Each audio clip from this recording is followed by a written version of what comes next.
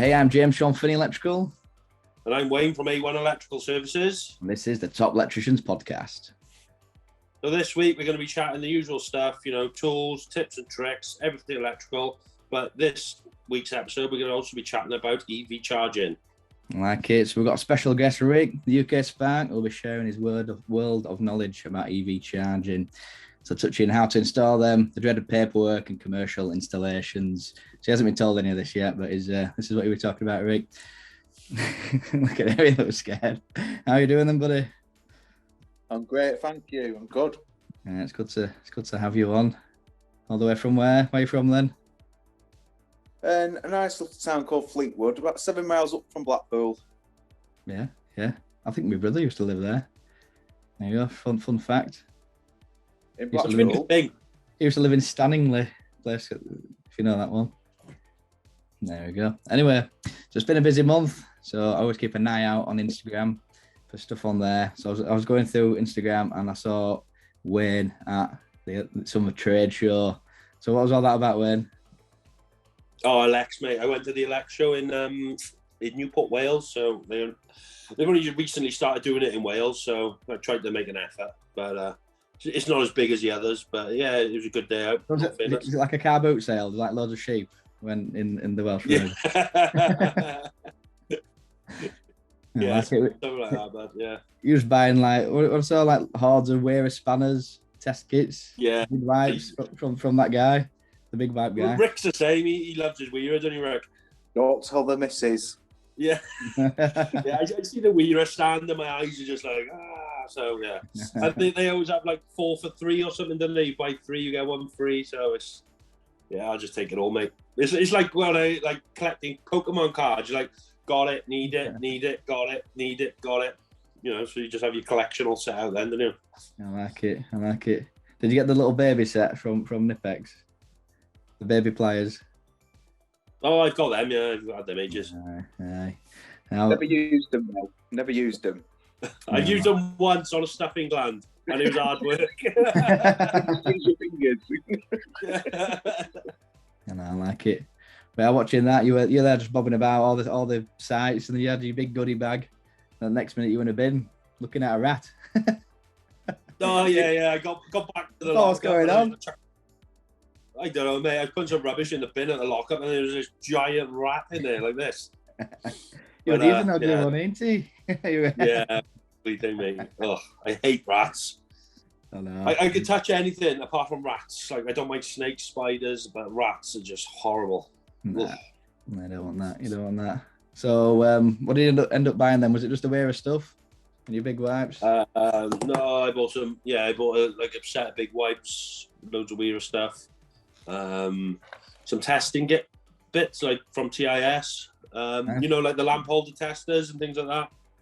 Yeah. I also bought this it's like a multimeter, and it's to test starters and lamps. Right. So if you think a lamp's faulty, you just put it on the end and press the button, and it'll light the light bulb up. I've never seen one. Apparently they've been out for... I've got a Fleek one where it'll tell you what ballast it's got, stuff like that.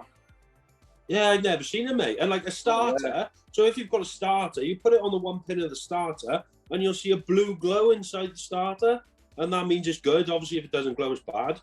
And you can also do continuity with just the one probe. So you use your hand as the one, and then, just touch it with the other one. I was blown away. You ought to come to my workshop, mate. It'd be like this one to you. You'd love it. And I bought a DeWalt stapler gun as well, the cable stapler. How much are them? Oh, 200 quid, I think, something like that, for a bay unit. Yeah. But the time that would save you on a job on a first fix is unreal, mate. If it's stud work, you'll fly it.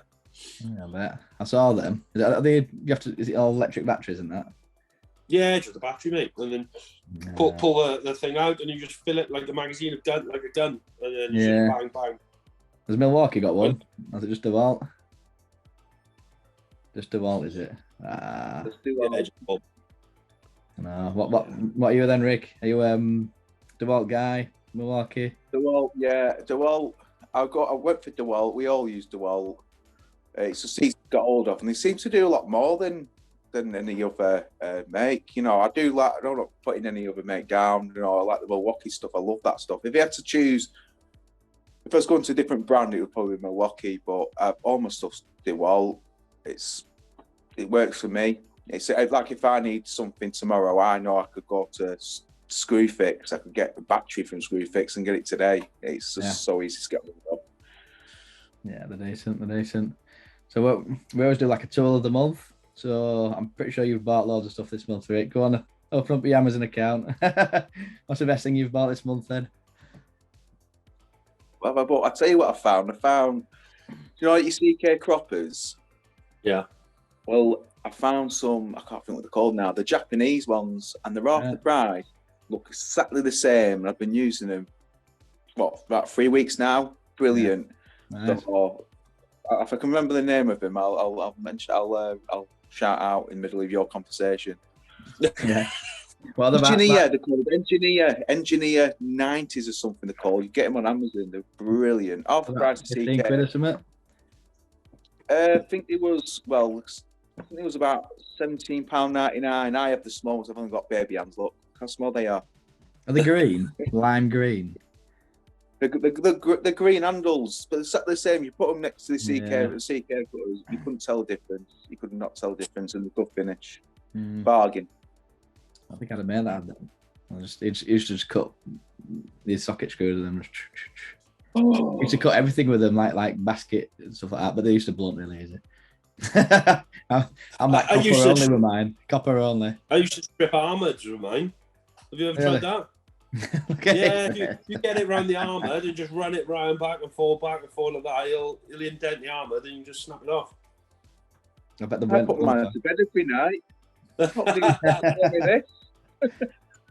You one of these that's got the tool spray and everything's just greased up. Is that you? Yeah, I every well, I did it on Friday this week. I get him out and I give him a good spraying. I look after him because you know yourself, they cost a fortune. Me and me old man are looking out of it. It's with your power tools and all your bags. I use Vitor bags and I use Velocity, don't you? I'm Vitor, man. But even that expensive, and it was like nearly 40 grand. That's with all the power, like core drills, circulars, everything, your hand tools. It was like 40 grand. And to say, I don't leave anything in my van. But if you lost all that, you haven't got 40 grand to spend on that. You know, it's an investment in the day. You invest. I mean, I do buy stuff I don't need. You know, like Nitex, feral crimp. You know what I mean? I only got him because Wayne got him, and I'm still not using him. What was it like keeping up with Joneses? Is it? Yeah, like Tom Joneses. I'll see someone with a tool. I'm like, I gotta get one. Yeah, definitely. You could get anything. You could get anything. You get a spirit level that was 900 quid. Just exactly the same as any spirit level, but you've got one. I've got one. Yeah. I was like that yesterday. When got I saw him with this new toy. I watched his video, and I ended up buying this. It come. No, it's come already, is it? Yeah, it's got like a little beefeater hat, you know, like the Queen's guy. Do they call it a dead cat? It was Zach Bundy calls it a dead cat, don't he? I don't know. I Yeah, think it's like a beefeater. Dead cat. And I've not got one. I've got the camera. I've got my camera. Where 900 quid camera, still not used it. So, but I need to get one of them. I ain't gonna start using it. I haven't tried it out yet. I feels a bit bulky on the old track. Wayne was saying like you can just hear him breathing like. Yeah, you can't. Stalker. So I thought I'd just put the little fuzz on and see what it looks like. It's like a little budgie on me though. I'll try to top it. I don't know. But I'll have to check. I don't even know how to pair it yet. When I think yours came pre-paired, didn't it? Yours went. Yeah, mine was second hand, mate. I bought it off eBay. Yeah. It was all done. I just turned it. I didn't even charge it. That was my biggest issue. I turned it on. It was working. I was like, yeah, great. Film my YouTube video. What's going on? Oh. And again, Wayne, I thought that was me that were glitching out, but I'm the one recording. And again, what do you say? Oh, I don't know. What did you hear? I heard I was recording my YouTube video and and then the sound just cut out completely because I uncharged the fucking thing. So yeah, it's just nice. yeah. Nice. Living So that's my tool of the month then. That's what I'm rocking. How about you, man? Then what have you been buying? Well, I bought a few this month. I bought the cable stapler, which I love. I also bought the DeWalt like leaf blower. Have you got one of them, Rick? Is that for summer? Just buy one of them. If you get too hot. Because Sean had one, and it looked cool. Yeah, I know, but I've got cool. a DeWalt fan that I take up in lofts if it's really hot in somewhere. I've got a DeWalt fan that you plug in, and I just clip it on next to me, and it blows air at me. All right, so it's not like a big thing. Kicking out fiberglass everywhere, breathing it in.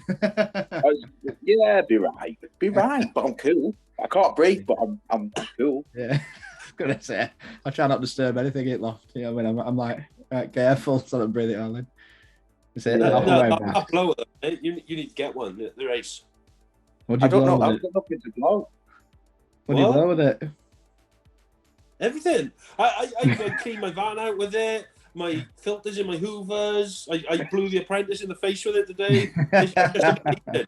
I was like, I bet your next door neighbour's garden's just full of like leaving and stuff and screws from your van. Yeah. It's great, mate. It's great. And I bought one of those ratchet cutters as well for SWA cable. Yeah. What make?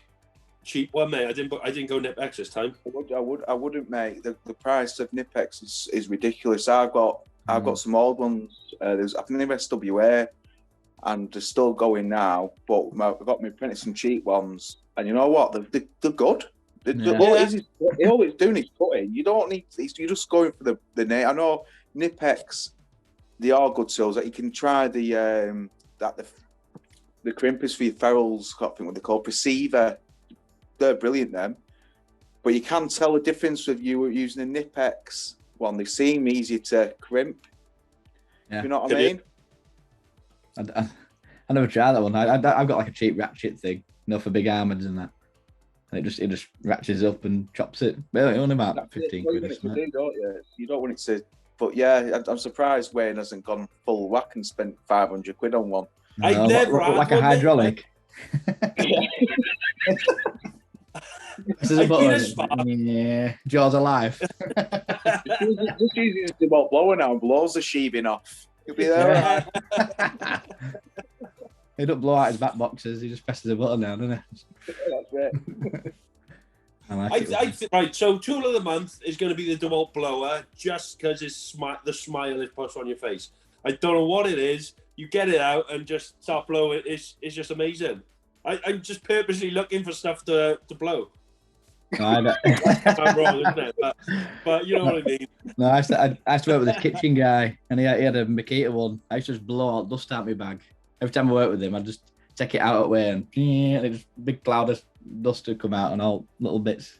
It was quite satisfying. Mate, I did my Metaba wall chaser the other day, the dust extractor. Yeah. And there was just plumes of smoke going down the street. The neighbours must have been like, what the hell's going on? The mushroom out. But it was amazing. You know? Red started smoking again. Oh. Yeah. No, it's just vaping.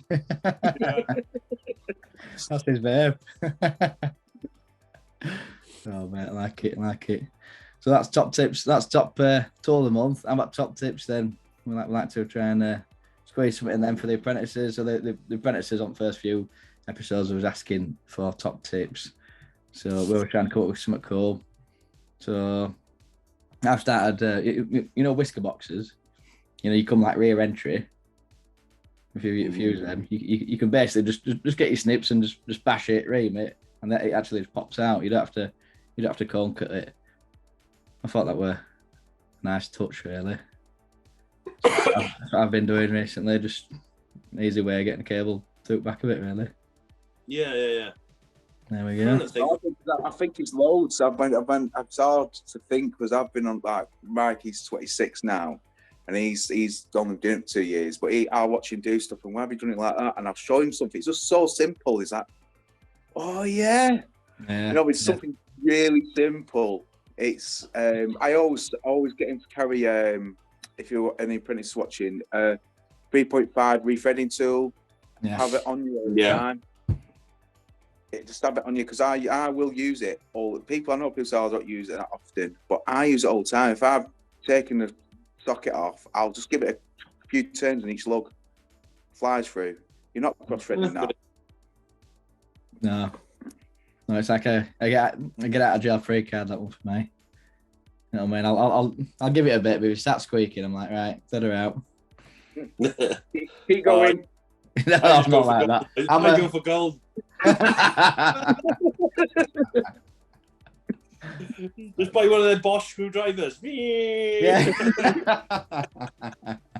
I bought a hand knife. I don't know if you watch eFix. Yeah, they did one at the Bosch. Yeah, mine blew up. My hand knife. Really? In my hand. It went. Hand knife. You got a finger missing, Rick? Yeah. No. What is it? It's just an electric screwdriver. Well, I use it for just putting sockets back and stuff like that, because you're there all day.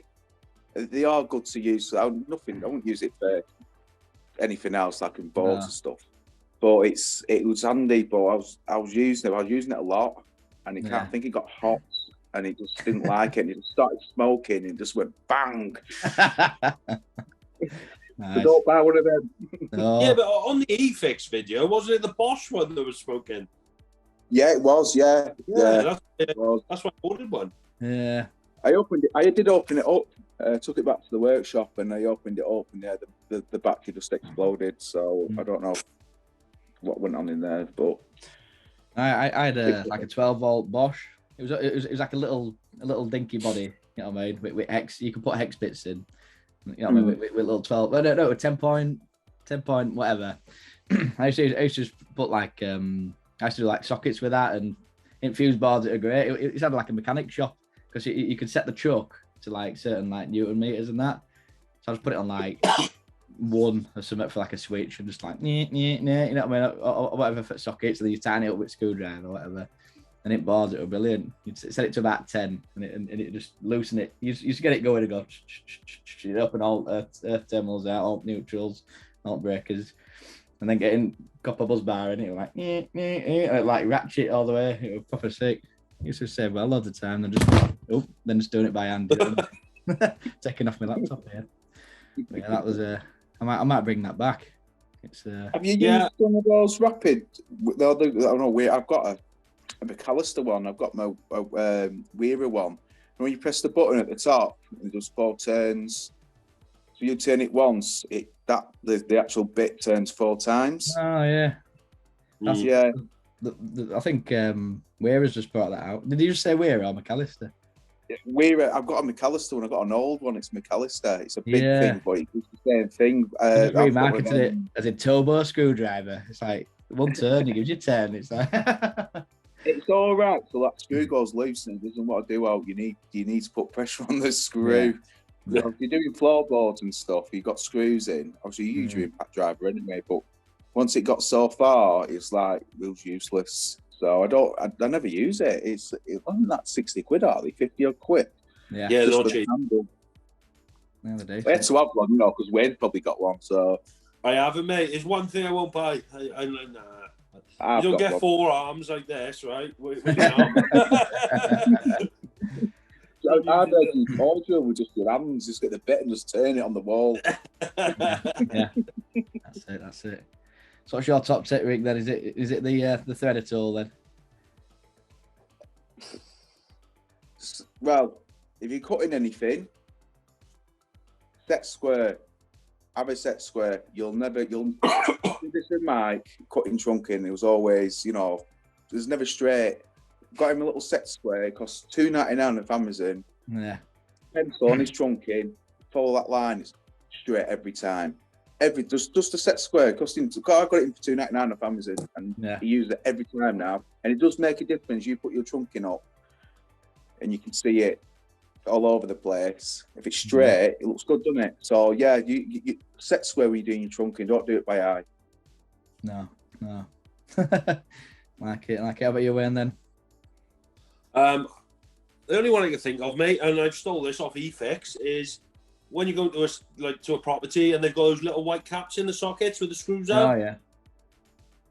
Carry some blue tack with you, and you can just stick it in, and it'll suck them straight out. Because I used to be there with my screwdriver trying to pop them out. You'd end up damaging them and stuff. But if you get a bit of blue tack, just stick it in, give it a bit of pressure, and then it'll just pop straight out. I like it. I've seen people do it with insulation tape, but it never works for me. I just use my Stanley knife, the point on it. Throw them in bin afterwards because they're useless. Yeah, I can't do with them. I hate them. Yeah, I don't use them, mate. I hate them. I do use them if he's say I'm missing nerve for like rentals and they're missing nerves on honestly on the switches. I'll put them in. Yeah, obviously, it's got to be. That's the only time we use them. But on sockets, some brands they just don't go. They're just so tight, and then to get them out, you've literally just got to mash the socket up to get it off. Even with Stanley blade and picking it. So you end up giving up and just stabbing it centre and giving it a good pop. You know what I mean? Or like a little 2 mil driver with hammer. Yeah. Straight out. Yeah. Just sit the driver in and. Yeah. So then, Wayne, I want to know about the Vaporinos. Oh yeah. Part of the crew. Part of the clan. Trying to give up cigarettes. You can't even see it. Rick's a Vaporino, look. There we go. That Puff the Magic Dragon with you too, isn't it? Yeah, mate. I needed to give up. I thought I'd give that a back. Best thing you can do, mate. I know these things aren't the best, but it's better than that smoking. To be honest, I don't have that a lot compared to cigarettes. I've been puffing all day. With this, I don't know. It's just now and again, really. Oh, I have it all the time. I go to bed with. Honestly, I've got in my van, and then started driving, gone like 3 miles up the road, and I've turned round to get it.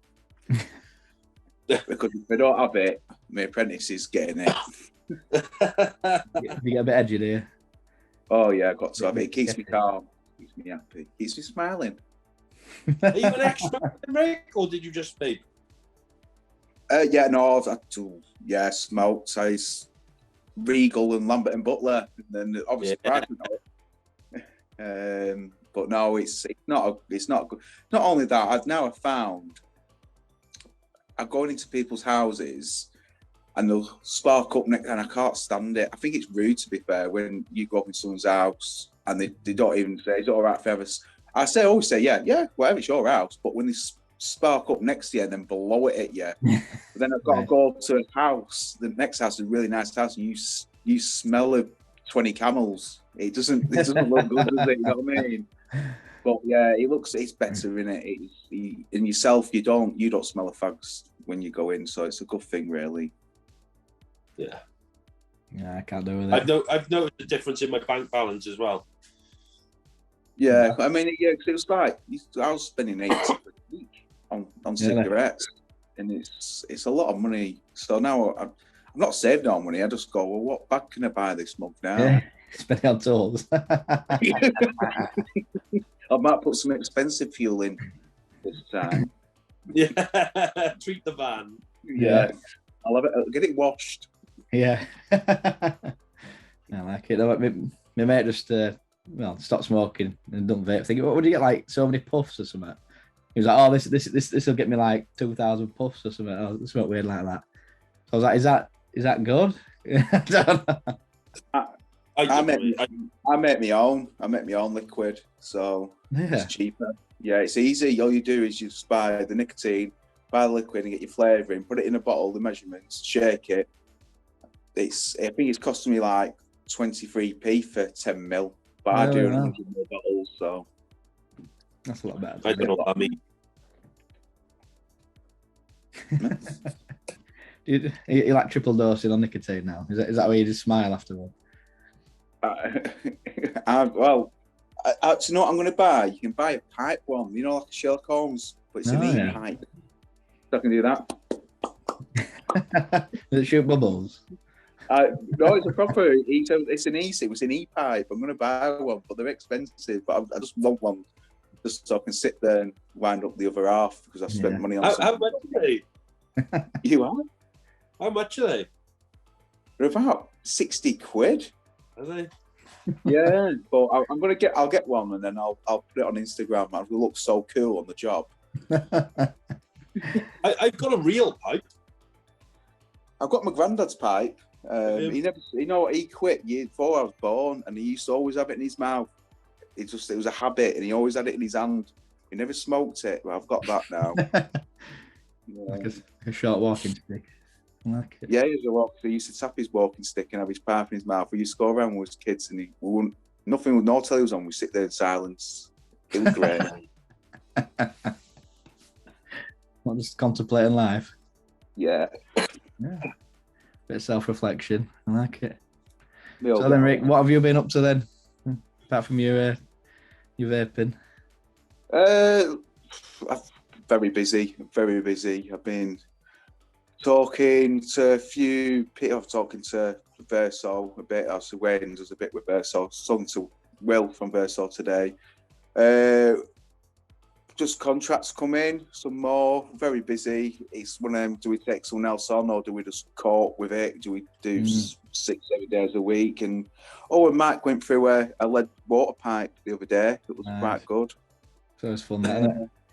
Have you got the plumber, mate? Where you go? It's happened again. No, the problem we had with this is a bit of an upset. We was going to get my plumber in, but he went, no, my plumber's coming to work here. So I'll get him in. I went, right, okay, came in. He says, right, just need to repair it. Lead on lead. He says, whatever it is, mate, I'll pay for it. He went, yeah. So I'm back at 3 o'clock tomorrow, so let us know. And I'll go and get the cash for you. Got there, now he's replumbed the kitchen in PVC pipe and that. And he went, I want 250 quid. I went, nah. So I said, explain to me, it's like him going through a cable and me going, I need to rewire the whole lot. Yeah. So we had a massive fallout. Customer was happy. Customer paid me. I'm going back to do my work, but I think it only cost me about 70 quid plus VAT, 80 quid. The guy comes out, he's there about 10 minutes. Yeah, look after each other. I mean, plumbers go through cables, plasterers do stuff, joiners do it. I've got plumber friends that I work for. We got a thing going with my main plumber. If he needs me to wipe a boiler, I'll wipe his boiler for him. But if I need him to do something for me, he'll come and do it for me. We don't charge each other. We look after each other. Yeah. But for someone to do that I didn't mind paying the lad, but he went out of his way to get more work out of the customer and then put the bill on me. Yeah, he played it out to work with lad. I've done it myself. He's a push fit plumber. He's a push fit plumber. Screw fix. Yeah, so I'm not going to tell you what I said, but I wasn't angry. I wasn't red in the face, and I kind of look. Even though I'm not like Wayne, muscly in that, but I look like a fat, incredible Hulk when I'm angry. You like Ricky Gervais? More like Rick Waller. But yeah, Rick Waller of the electrical world. Yeah. Got a cracking voice. I like it. Have you got any stories then? That's been happening. Not really, mate. I got stuck in a loft the other day, but that's about it. And I had to get customers to pull out. Did you have to cut an patch? No, like a loft conversion then. So I was on the 3rd floor loft conversion, and they always have those little cupboards, don't they, where you can crawl behind. Yeah, little crawl spaces. And it's on like a little V like this. I got in there and I couldn't get back out, so they had to. I was like, help for ages. No one could hear me. And then the customer had to come, grab me by my feet, and pulled me out. That was brilliant. You were scared, weren't you? You would have been scared. I would have been scared. I was getting to that point because it's so tight, and when you can't get out, there's no room to turn around. And the worst thing was, it was pipe work everywhere.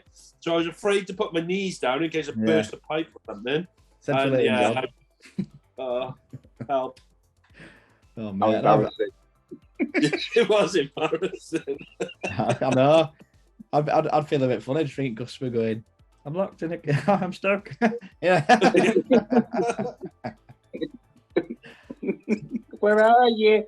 Yeah, I got stuck in a cupboard once. It was a fuse board under the stairs.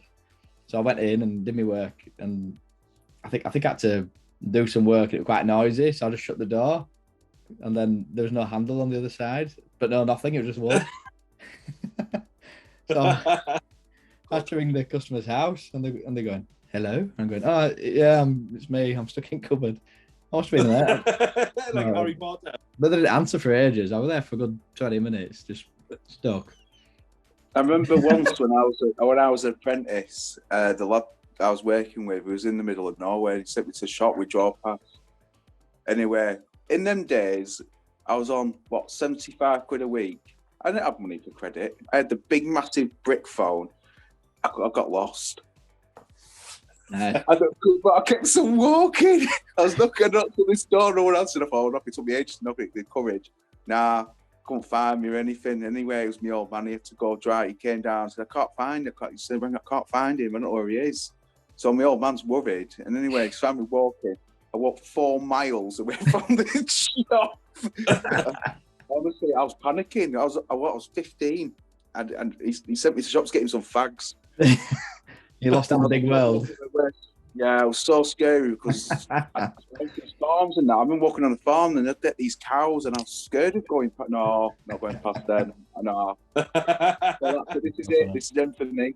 I only went 4 miles. I felt like I walked like 20,000 miles. Well, yeah, that was probably the most embarrassing thing I've ever done. No, mate, that's about the one that. I think we'll have to keep it on you now then. So I think we'll move on to the EV section then of this little podcast. So I've heard you're the EV expert of the other side of the Pennines to me, Lancashire. The red roses. Woohoo. We'll have to do a formal introduction then. So, who are you, Rick? Where do you work? And who do you help? Who's your customers? Here we go. Base electrician of a place called Fleetwood, Lancashire, Northwest, 7 miles up from Blackpool. Basically, got a lot of estate agents, so I do a lot of work for them. YMCA, we do Northwest, the YMCA, do all that. Social housing and a lot of private work and a bit for the council. It's my father's business, which is retiring soon, which I'm not looking forward to. It's more work for me. Yeah, that's it really. We're just top grafters. Like it. Just love money. We love money. No, sounds like you're doing well, mate, after how that told you, buying. So, Rick is a superstar when it comes to EV installations. So, we've got him on to pick his brains on how to learn.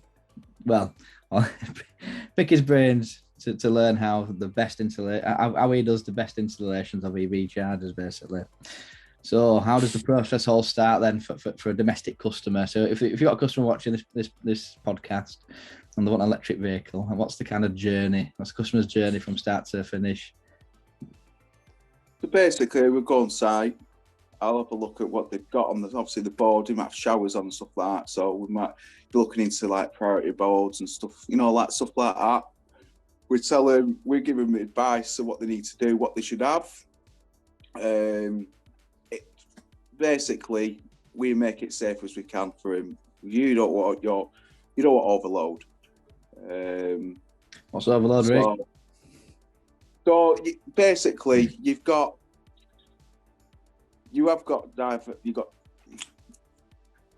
want to be, so your shower and your cooker could be pulling 100% load. And then you put your car charger on and that's to be pulling 100% load. Your main fuse over time can deteriorate. So most houses have, you say 100 amp, your main fuse coming into your building. Well, my area, a lot of them are 60 amps. Now, if you work it out, your house, your fuses, so your sockets, your lights, your cooker, your shower, it works out over 100 amps. You can go up to 130 amps if you work out. But if you have them all at the same time, you don't want it going over because you will blow that main fuse. And obviously things can overheat. We don't want that, so we check stuff like that for domestic. It's the same with, come on to commercial side. Yeah, well, let's carry on with that customer journey then. So all right, so we give them the option what they want. So what they want. So we go through the charges they want, what I'm not going to lie to you, in my area, there's not that much money. They just want cheap, happy, I want it to work, and that's it. So yeah, that was basically it. So obviously you can get a grant. We don't deal with the grants really. A lot of people around my area have not got. We're probably one of the most deprived areas in the UK. The people at Watton have got money, so they just want to buy it outright. Obviously, put it all in. We test it, cert it, we inform them that we've done it. That's it. And then we do give a 12-month warranty on it with work, not with the actual charger. So any works we need to do. So if we need to go back and something's gone, we'll go back and we won't charge them for the labour. So say the RCD stopped working, we'll charge you for the RCD, but the labour's free, if you know what I mean. Yeah. And that's kind of stuff we'll do for him. We'll look after him. We'll go through it with him. Set up on the phones. We'll just help the customers as much as we can because, you know yourself, I'm the same. I'll get something, I don't know how to use it. It's like my thermostat. I didn't know how to use my thermostat. You know, it's because I've got all these settings on it and stuff like that. Yeah. But now I've gone through it. That thermostat I use now, I can go in and I can explain to him how to use it. So, yeah, it's a simple process. You just got your live and neutral, and going to obviously your Cat 5, Cat 6. And we just explain everything to him. If you get an electrician in, ask him, because we've been to him before and they've not said, we've gone to quote, and no one said this to us. No one said, give your customer, or if you are the customer, ask for as much information as you can. Yeah. Because it benefits you. Just even you don't need to know it, but it's good to know. You know what I mean? Yeah. So, yeah, it's simple. I like it. So what kind of on the Ben? Sorry. All right. What charge points do you fit? It depends on the customer. Obviously, we'll do SAPI and stuff like that. I've never done a Tesla one. Never done one of them. I've seen a few around. There's one across the road from me. They've got Tesla, but they ain't got Tesla charger. I'm using at the minute. I've fitted one up. You've seen it where my rig that I set up in a workshop, a Rolex one. Brilliant. Is it? Yeah, it does what it. I fitted it. It does what it's meant to do. I mean, I'm not using it to charge a vehicle. I'm using it for fault conditions and setting up phones, teaching the staff how things are meant to be wired. So when they've never done it before, go looks like this, which is simple. You know yourself, it's simple to wire, and what test I want them to do and what readings I want. But yeah, it's a lot. I mean, I've had customers buy their own. I've gone there and go, I've got this, I want it fitting.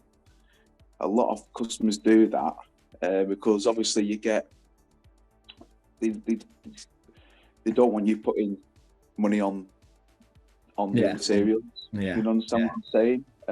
But yeah, a lot of customers buy their own. You do, right? Yeah, that's the only thing when customers provide their own stuff. You know what I mean? Like we just say, well, we just won't warranty it. You know what I mean? So all right, we'll put a markup on. You'll pay a little bit more, but then you got that guarantee that if anything goes wrong with it, you're good. Or if you buy the wrong stuff, then you're gonna have to pay for that visit of us going out and missing out on that work kind of thing. So are you willing to take that risk kind of thing? If they're like, well, we know what we're doing, then we'll go with it. You know what I mean? Are you kind of similar thing? That they provide, they purchase this equipment. It's theirs. It's not something I've gone here use this. Yeah. So if it goes faulty and you want them to go back, well, I'll be going, well, you bought this. It's not on me. It's going to cost this much to fix it. If I bought something, saying this is what you should use, and it goes faulty in those 12 months, I will go back and I will fix it. But obviously, in the contract, we have that, terms and conditions, we will replace like an RCD. I mean, if it's the thing's faulty, it is under warranty anyway. Yeah. But of little things like you are on the actual full circuit for MCB goes or something like RCD goes, we will come. I will full price for an RCD. I'll go and do it. You know what I mean? Because we're keeping your customer happy again, and majority of the time they'll have you back to do other work. Yeah. You look after your customers because they're the ones that are putting bread on your table. Yeah. That's it. How about you, Wayne, then? So if customers offer to provide their own materials and that, do you just say, well, if it goes wrong, you know what I mean, we obviously have to charge you. And Yeah, we can't give you a warranty for your products, but if we buy it, you know what I mean, it's our time to go to the wholesalers, pick it up, and it's obviously our recommendation. So if anything goes wrong, then we'll guarantee it up to X amount. Are you similar? Yeah, pretty much, mate. If you're buying it, you know, the warranty's on you, and if it goes faulty and I got to come back, you're going to get charged for it. You know, that's the way I work it. One thing I hate, though, about people buying their own equipment, it always seems to happen to me. We'll get all the switches and sockets or whatever, and then you turn up, and they always buy intermediate switches instead of 1 gang switches. And, mate, you got the wrong switches. So it's always a second visit. But you can still use your intermediates, though, you can, but not it happens so irregular. I always forget how to do it. So I'm like, right, you got I'm like this. Touching the live on it. Yeah, that's the one. So I think goes in 1 and then 4. 1 and 4. Right. Yeah. I know what you mean, yeah. Oh, they buy really rubbish stuff, don't they? I mean, I know people put down lap, but I had it the other day with, a couple of weeks ago, fan isolators. They got chrome fan isolators, and the fan wasn't working. So I said, right, so the neutral's not going through the switch. So I told the customer, they went to screw fix, got slots, came back, and then the switch live wasn't going through the switch. Right. I just said to them, look, it's lap. This is what you get. You get what you pay for. Then don't get me wrong, I have fitted lap stuff, and it's been fine. But that just yeah, it's got too much failure. It's got too high a failure rate, I think. The terminals are shocking. Yeah, like wobbling it. Yeah. I know. No. So going back to the EV stuff then, Rick. So do you use the EV cable then? So it's kind of built in, and then it depends on the job. Commercial, I don't. Yeah.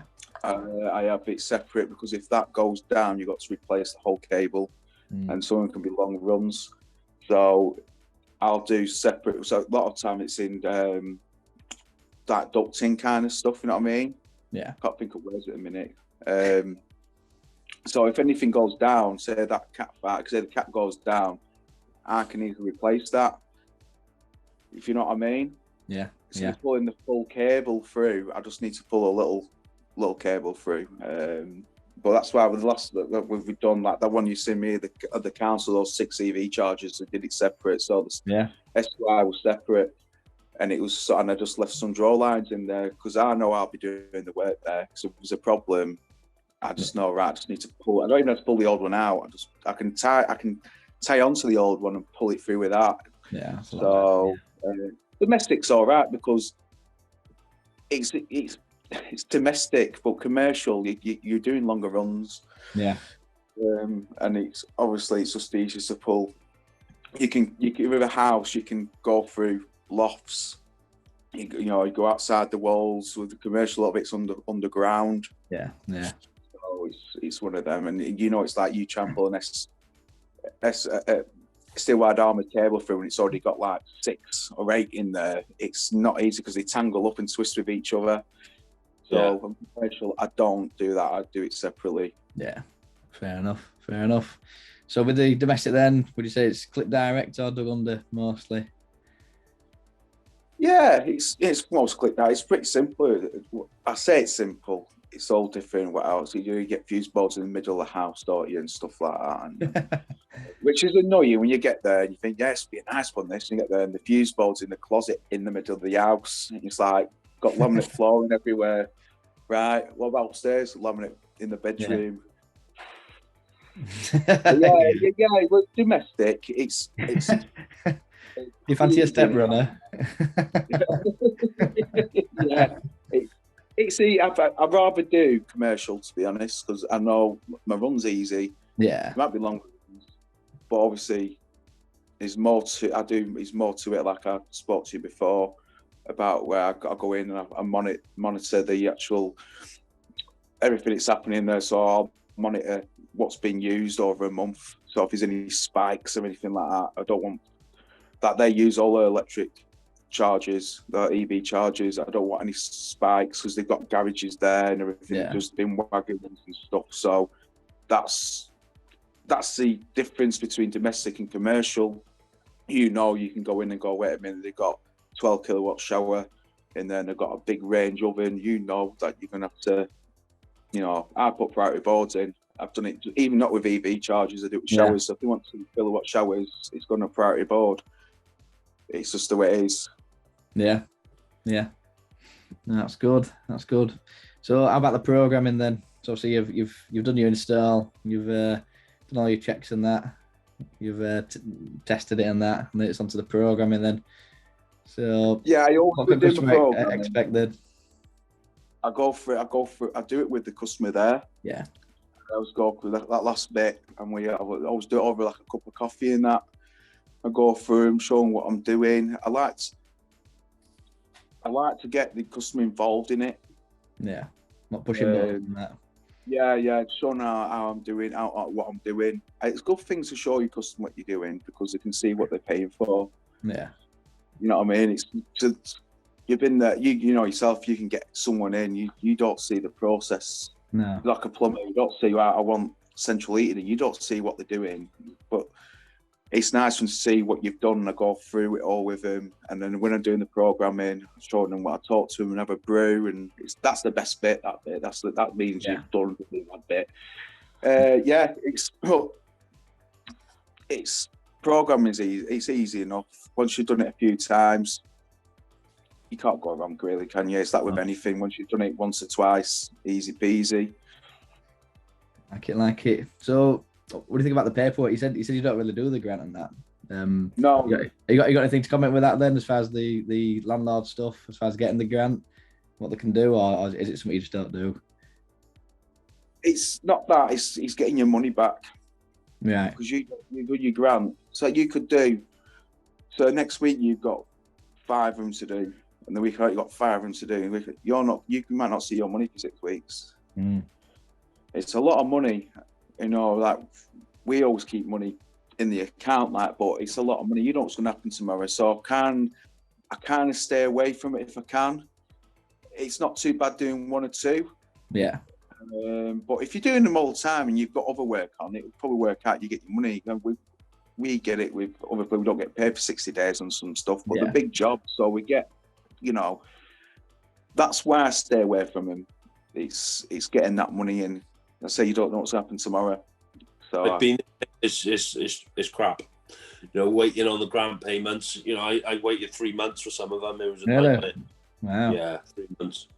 And like you said, 1 or 2 ain't so bad, but when you've done 10 and you're owed $3.5 grand, it's no joke. Like when you've got wages to pay and fuel, there's 10 days labour I haven't been paid for, but I've paid the boys, I've paid for the charger, paid for the kit, and you just, it was scary in the beginning. I'm not going to lie, for me, because I'm quite a small concern, so $3.5 grand to me is a lot of money.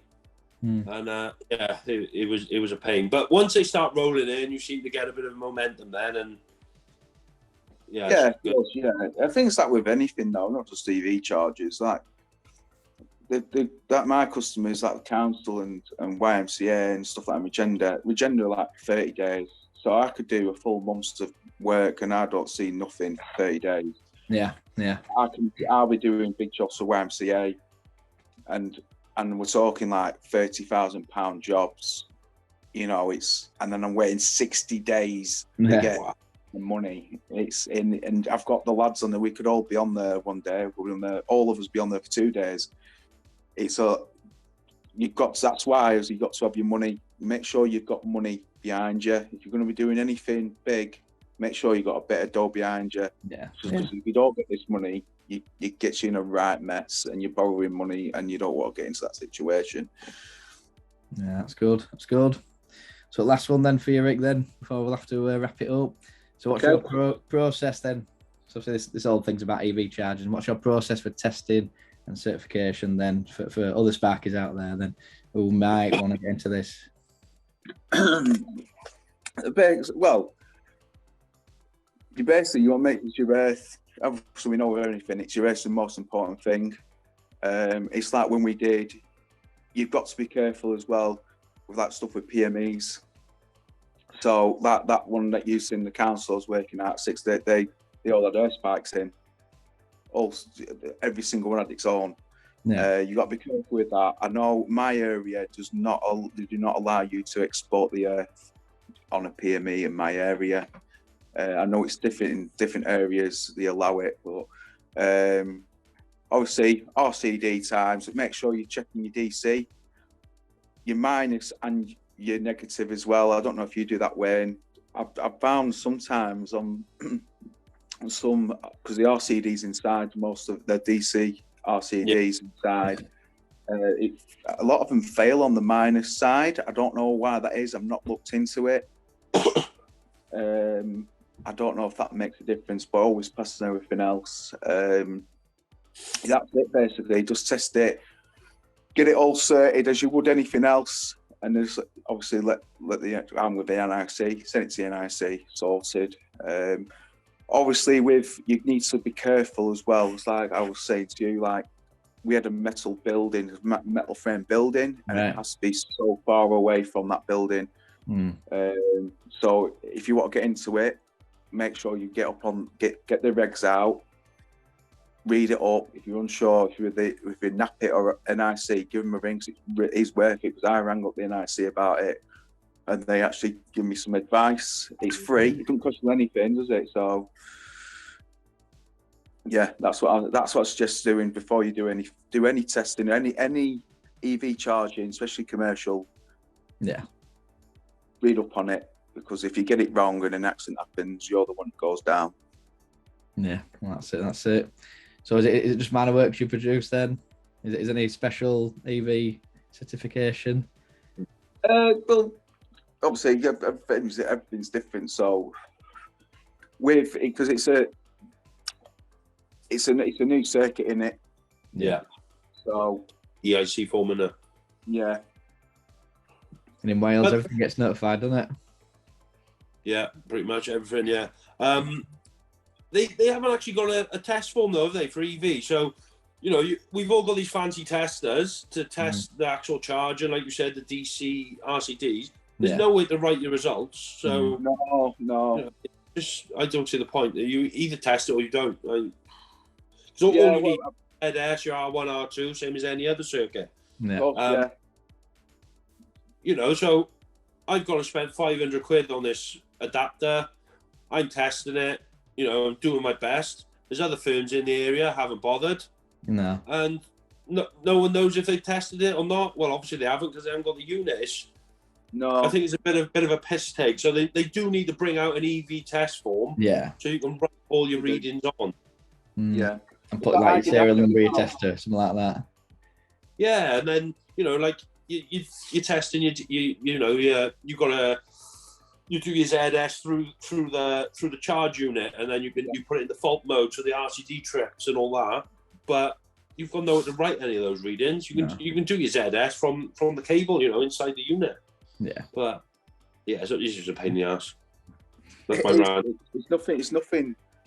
Like nothing's there for you. I know what you mean. I just whatever they ask for, I'll give them. Yeah. If they're not asking for it, I'll still do it anyway. You know what I mean? It's like now, even with, you don't have to do 5 times. I still do 5 times. Yeah. I still do. And I asked the NIC when the Second Amendment came out, and I went to go and see him. I said, one time, you're after at 0 degrees or 180 degrees, and he couldn't give me an answer. I still do both. I do the whole. I do all the tests. I do obviously half times. I do, mate. Yeah, I just do all. And I just put the highest one on. Yeah. But yeah, I think it's kind of been rushed, if you know what I mean. They're kind of not. They're behind. They're not with the times. We want these readings. We need these readings. It's not. You know what I mean? It's like you said. You've tested it all now. You've tested your installation. You've tested your charge point, and you mentioned that it's failing on the minor side. If I turned to you now and said, "Prove you've tested that," how can you prove you've tested it? Yeah. So we've got our own test sheets. Well, there we are. I haven't. Honestly, mate, it's worth it. Just get a printer. It's like with our lads now. We don't use tablets. Don't use laptops. There's too many of us, and you think you got to buy 6 laptops or 6 iPads. It's expensive, and it's broke. It's not working. I've not charged it, so I just made my own test sheets, and I've got everything on there. I'll try and show you what I've got, so you can copy it if you want. I'll send it to you. It's so simple. It's a normal test sheet, and it's got everything on it that you need. And if there's any comments, you've got notes at the back of the paper, and then we take a picture of it. Is it Microsoft Notes? Right, yeah. Screenshot it, put it on our calendar. We use Team Up. I can see everything. I know when someone's done the test. I can have a look at it. You know what I mean? That's the best way I found. It's better than, I know I'm in the loop with everyone, and I can see, like, if John's done a test that it works for us, I can see he's reading right, okay, what needs doing, and he puts down what needs doing, and I can send a quote off, and it's costing me nothing apart from pay. Yeah. No, that's a really good idea. Yeah, great tip from that, Rick. I like it. So then, thank you, Rick, for coming on the show. It's been great having you. Been a pleasure. I like it. So we'll have to get you on another one sometime in the near future. It's been a good one. Yeah, definitely. I've enjoyed it. That's it for this episode of the Top Electricians podcast.